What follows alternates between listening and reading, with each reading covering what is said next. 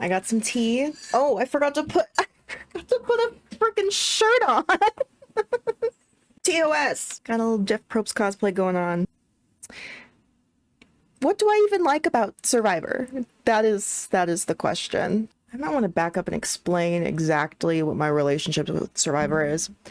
I started watching when I was a kid. Basically, Pearl Islands through Heroes Villains, I watched live. I'm pretty sure I watched South Pacific. I watched Philippines and Karamoan live. And that was the last one I watched until 2021 or 22. Why did I stop watching? Well, Russell Hantz. Redemption Island just totally turned me off. I did not care about Boston Rob. I did not care about Russell Hantz. Well, okay. I did not care about Boston Rob. I actively disliked and did not want to see Russell Hantz play again. As I got older, I became much more critical of the actual show, the things it values. I was really starting to notice like how much the show kind of glorified weight loss and starvation. I didn't like how Jeff would always pander to kids. I kind of wrote it off for many years. I did watch other reality TV shows that were much more trashy than Survivor. So I think I developed taste.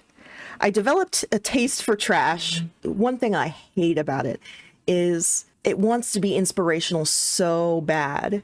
It's like an adventure. You want to go on an adventure. And he like sells it that way. And to kids. Which is, you know, ethically dubious at best, in my opinion. This season of 44 has both reminded me what I hate most about Survivor and what I love most about it. During this season, I was debating whether I should continue to watch it. The advantages that Jeff loves so much, for me, it just stifles the gameplay. I've never cared about the physical aspect of Survivor because when I was a kid, what I loved most was the characters and the narrative. As an adult, what's so intriguing to me about social strategy is that you have strategy.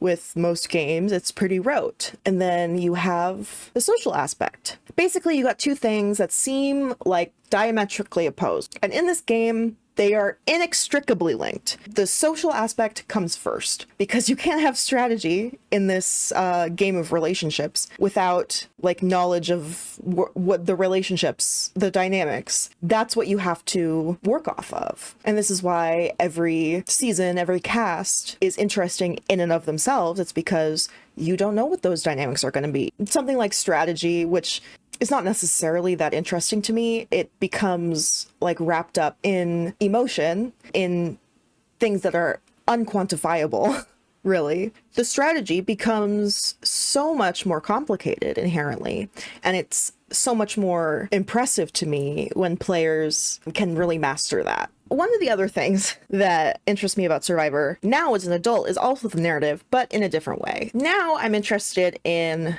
how the format facilitates the narrative in that you have a group of strangers, you bring them together, and they will naturally form group dynamics and relationships and have emotions about stuff other people do, have motivations. And then over the course of the season, it evolves and that creates a narrative. And this is coming back to quantifying something unquantifiable. Like every vote is basically a quantification of those social dynamics. So we have this evolving narrative, and every week it is punctuated with a statement of what they value, what their relationship dynamics are, who's aligned with whom. What I love about Survivor is getting to see the relationship dynamics of a group of strangers evolve into a narrative over the course of the season and how that happens naturally. Now, when Jeff wants to put in 30,000 advantages every episode and also change one of the most important votes to a fire-making challenge, that's when I get upset. That's when I start to go, oh, this isn't actually about people. I'm not inherently opposed to giving advantages, but the problem is advantages are interference. They are inherently changing the dynamics because everybody usually are on a level playing field. They just have themselves and their social ability, and their motivations and their knowledge of other people's motivations. That's one of the reasons why I hate Final Four firemaking so much. What I like about Survivor is seeing how people escape being voted off when it might benefit the other players actually do vote them off. The vote is the mechanic of Survivor, giving people so many ways to escape it through more mechanics is so much less interesting, and in my opinion, goes against what the show is best at, what I want to see from it. Yeah, I'm sorry, but Ben, like, escaping being voted off because he found advantages or idols or whatever is not good TV. Carolyn's everything to me because she, like, perfectly encapsulates a combination of strategy and emotion, which makes for good TV. Some of the things that I love most about Survivor, the reactions, and Carolyn is so giving when it comes to that. The blind sides, and the reactions to blind sides, and the after tribal fallout. We're going back to monkey brain. This is the purpose of humanity. This is humanity's purpose. Don't go over with me at all then. So I won't feel like tell hearing me it. what I am going to do. You can talk and I won't have to listen. Reem is crazy, but... And she's right, honestly. She was right. Fucking word. I just love how it, like, his existence, like, pisses her off.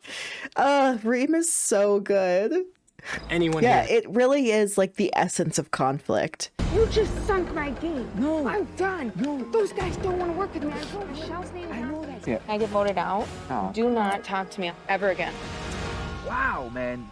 I didn't think he was gonna Never pass again. that, like, at the beginning. Don't call me. Don't call me. Don't come by my house. We're done. We're done. Don't call me. What am I doing? You're trying to make us look so awful at Tribal. I love this one. You asked me. That's why you didn't see it. I'm you're trying hearing to that. understand, but I can't understand you when you're screaming at me. I'm not screaming. Thank you. I can't understand you when you're talking to me like that. Like, please keep your voice down. I can't explain it anymore. I don't know how else to say it. Yeah, no, I mean, it makes sense.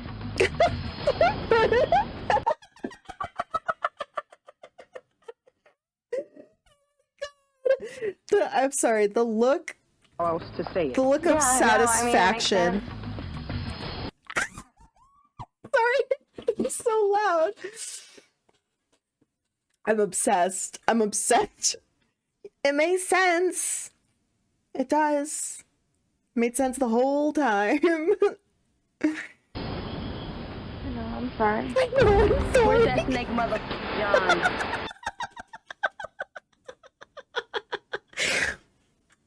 I know, I'm sorry. I'm sorry.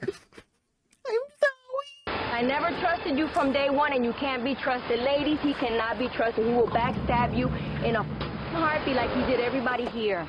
And what game are you playing here? Oh, you're not playing any game. You're riding on Rupert's coattails. Guess what? That coat just left. Every time a plan went down, you put it together. I thought tonight's tribal council was probably one of my proudest moments in this game thus far. I hope these three ladies turn on your ass, because you cannot be trusted. Okay. Who threw the fish out? Sandra, did you throw the fish out?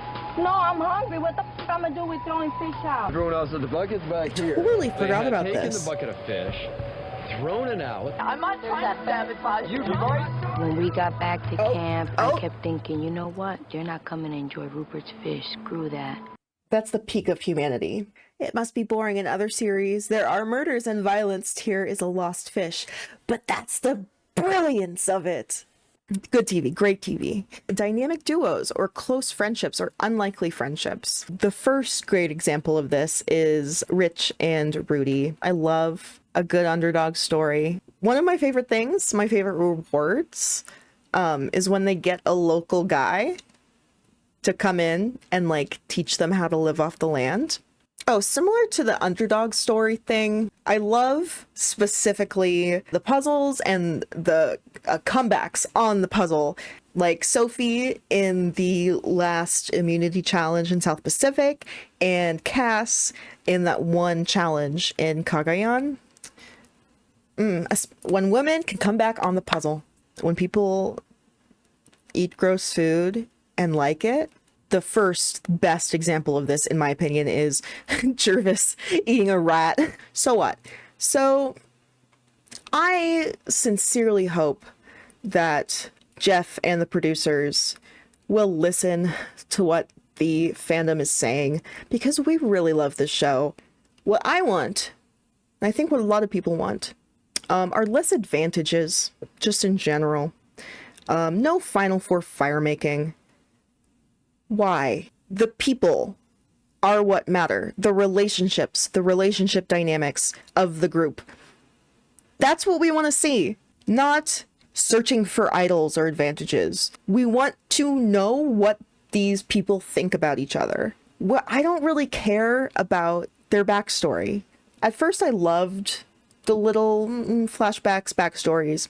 Now I think they just waste precious time. If they're explaining to their tribe mates like what their life has been like, that's perfectly acceptable.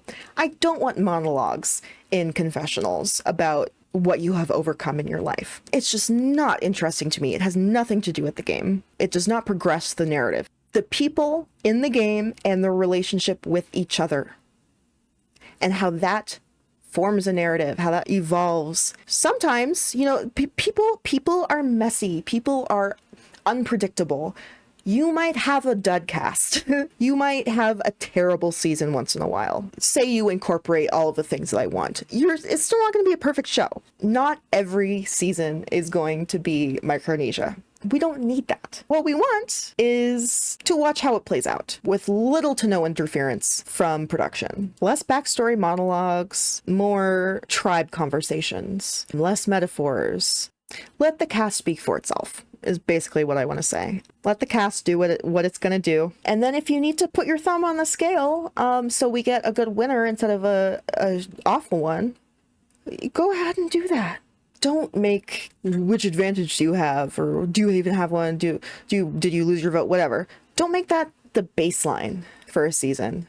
It's just not fun. It's not interesting. It doesn't lend itself to a cohesive narrative, because ultimately what makes the narrative are the players. They're the characters. Also, please diversify your editing team. I think you have maybe 2 women on the whole thing, and like 95% of the rest is white guys. So like, seriously. So I guess we'll stop there. I hope you guys, whoever's watching, I hope you enjoyed listening to me ramble about the things I love and the things I hate about Survivor.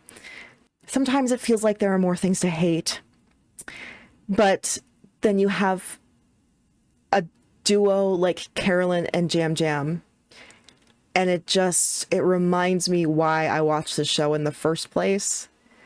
It reminds me why I love the show and why I still want to watch it, even with Jeff as executive producer.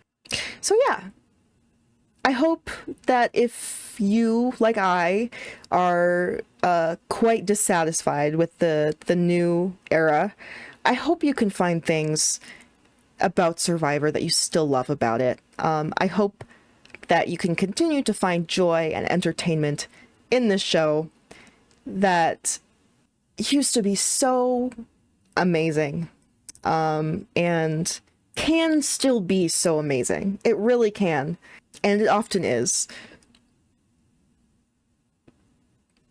And it's because of the players and the relationships with each other. And that's all I wanted to say. I've been Kendall.